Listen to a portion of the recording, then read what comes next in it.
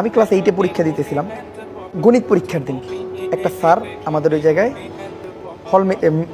মানে হল গার্ড দেয়। তো আমি যেহেতু নকল করি না, ওই দিনকে একটা অঙ্ক আমি পারি না।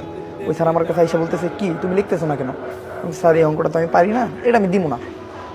স্যারই আমার বললো কি যে এইভাবে লেখো। উনি আমার হেল্প করলো, যাক উনি আমার হেল্প করলো। আর স্যারটা হলো হুজুর মানুষ, ওনারা দেখে আমার এতই ভালো লাগছে, মানে বলার মনে ধরে গেছে।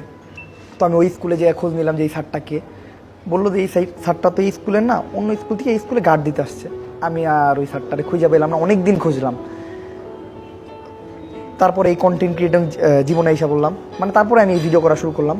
3-4 বছর কেটে গেল। হঠাৎ একদিন আমার ফোনে একজনের ফোন আসা শুরু করে যে, ওমর ভাই আমি আপনার লগে দেখা করতে চাই। ওমর ভাই আমার খুব ভালো লাগে আপনার, মানে আপনারা আমার খুব ভালো লাগে। ওমর ভাই প্লিজ একবার দেখা করুন।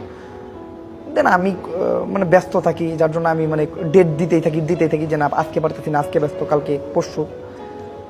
এখন করতে করতে এতই উনি আমার বিরক্ত করা শুরু করলো, আমি এক টাইমে বিরক্ত হয়ে আমার টিম মেম্বার দিয়ে ফোন ধরানো শুরু করলাম।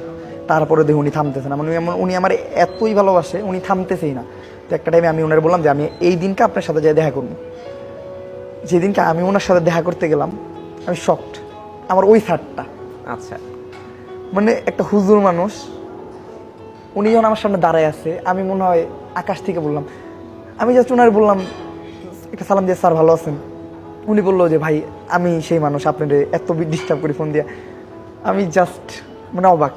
আমার জীবন সার্থক ওই জায়গায় যে আমি কন্টেন্ট বানাইয়া, যে মানে আমার একটা শখ ছিল যে ওনার সাথে জীবনে যাতে আমার আরেকবার দেখা হয়, বাট উনি আমার ফোন দিয়ে আমার দেখার জন্য পাগল হয়ে গেছে। এটাই আমার জীবনের সার্থকতা।